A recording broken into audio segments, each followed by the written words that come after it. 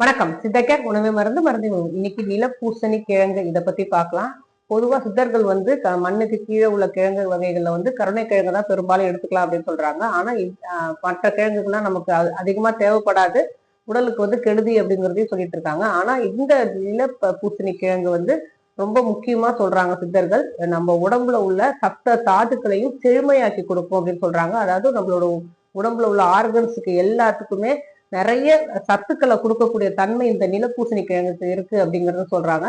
முக்கியமா சரும தாதுவுக்கு வந்து நல்ல பலத்தை கொடுக்கும் அப்படின்னு சொல்றாங்க. ஸ்கின்ல எந்த பிரச்சனையா இருந்தாலும் அதை வந்து போக்கிட்டு சருமம் வந்து நல்லா க்ளோ ஆக்கி கொடுக்கறதுக்கும் அதுல உள்ள எல்லா பிரச்சனையும் நீங்கி மற்ற எல்லா அதாவது ஸ்கின் ப்ராப்ளம்ஸ் சொல்லும் போது எல்லா ப்ராப்ளம்ஸும் எடுத்துக்கலாம் இல்லையா. ஒரு சொறி சிறகா இருந்தாலும் சொரியாசிஸ் வரைக்கும் எல்லா ப்ராப்ளம்ஸையும் சரி பண்ணக்கூடிய தன்மை வந்து வராம இருக்கிறதுக்குடைய தன்மையும் இந்த பூசணி கிழங்குக்கு இருக்கு அப்படிங்கறத சொல்றாங்க. அதே மாதிரி இளைத்த சரீரத்தை வந்து செழுமை அடைய செய்யும், நல்லா பலமாக்கி கொடுக்கும் அப்படின்னு சொல்றாங்க. முக்கியமா நோயாளிகளுக்கும் சரி குழந்தைகளுக்கும் சரி அவங்க உடல் வந்து இளைத்து காணப்பட்டா அந்த இளைத்த சரீரம் அதாவது உடம்புல வந்து நோய் எதிர்ப்பு சக்தி இல்லை அப்படின்னா அதை பெரும்பாலும் குறைஞ்சிடுச்சு, நோயாளிகளுக்கு நிறைய குறைஞ்சிடுச்சு அப்படின்னா அந்த நோயிலேருந்து மீண்டு வந்த பிறகு அவங்க இழந்த உடம்பை வந்து மீட்டுக்கு தரத்துக்கு இந்த நிலப்பூசணி கிழங்கு வந்து ரொம்ப யூஸ்ஃபுல்லா இருக்கும் அப்படிங்கிறதையும் சொல்றாங்க. அதே மாதிரி வளரும் குழந்தைகளுக்கு நுட்ப அறிவை கொடுக்கும் அப்படிங்கிறது சொல்றாங்க.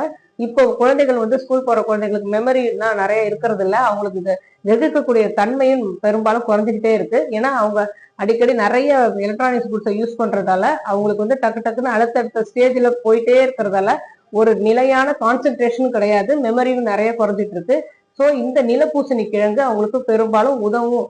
இந்த நிலப்பூசணி கிழங்கு வந்து கண்களுக்கு நல்ல ஒளி கொடுக்கும் அப்படிங்கறதையும் சொல்றாங்க. ஏன்னா இப்போ ஸ்கூல் போற பசங்களை கவனிச்சு பார்த்தோம் அப்படின்னா தூரத்துல இருக்கிற போர்ட்ல உள்ள எழுத்துக்கள் அவங்களுக்கு தெரியாம ஃபர்ஸ்ட் ஸ்டாண்டர்ட்ல இருந்தே அவங்க கண்ணாடி போட நிறைய ஆரம்பிக்கிறாங்க. ஸோ இந்த பிரச்சனை நீங்கிறதுக்கும் இந்த நிலப்பூசணி கிழங்கு பெரும்பாலும் உதவும் அப்படிங்கிறது சித்தர்களோட வாக்கு. சித்தர்கள் வந்து இந்த வந்து ஒரு லேகிய முறையில செய்யறதுக்கும் பக்குவம் சொல்லியிருக்காங்க. இப்பயும் நமக்கு நிறைய நிலப்பூசணி லேகியம் வந்து அமுக்ராவோட அதாவது அஸ்வகந்தான் சொல்றப்பட கிழங்கோட சேர்த்து 7 அரிசி கற்கண்டு தேன் சேர்ந்து லேகியமா நமக்கு கிடைக்கும். சித்த மருத்துவர்களோட அணுகி இதை யாருக்கு எந்த அளவு எடுத்துக்கலாம் அப்படிங்கறத அவங்க ஆலோசனை பிரகாரம் குழந்தைகளுக்கும் சரி நோயாளிகளுக்கும் சரி உடல் இழைத்தவங்களும் சரி ஸ்கின் ப்ராப்ளம்ஸ் உள்ளவங்களும் சரி நுட்ப அறிவை வளர்க்கணும்னு நினைக்கிறவங்களும் சரி கண் ஒளியை மீண்டும் பெறறதுக்கும் சரி இது எல்லா பிரச்சனைக்குமே அதே மாதிரி சப்த தாதுக்களை வந்து நல்லா செழுமை அடைகிறதுக்கும் சரி இந்த நிலப்பூசணி கிழங்கு லேகத்தை தாராளமா யூஸ் பண்ணலாம்.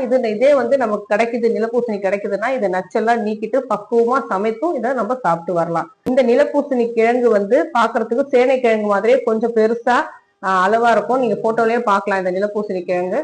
இது வந்து ஒரு சின்ன செடி வகையை சார்ந்தது. 1 வருடம்னாலும் ஆகும் இது நல்லா கிழங்கா நமக்கு கிடைக்கிறதுக்கு.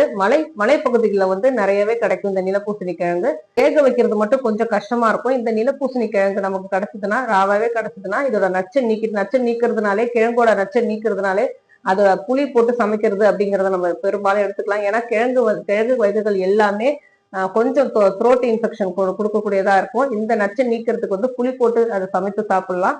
அப்படி இல்லைன்னா இது லேகியமா எடுத்துக்கலாம் அப்படின்னா சித்த மருத்துவர் அன்னைக்கு அவங்க ஆலோசனை பிரகாரம் எடுத்துக்கிட்டோம் அப்படின்னா இந்த நிலப்பூசணியோட முழு பலனும் நமக்கு கிடைச்சிடும். ஆரோக்கியமாய் வாழ்வோம். வேற எதை பத்தி பேசணும்னு நினைச்சாலும் சரி தாராளமா கமெண்ட் பண்ணுங்க. உங்களுக்கு எந்த நோயா இருந்தாலும் சித்தாக்கிறேன் அணுகுங்க.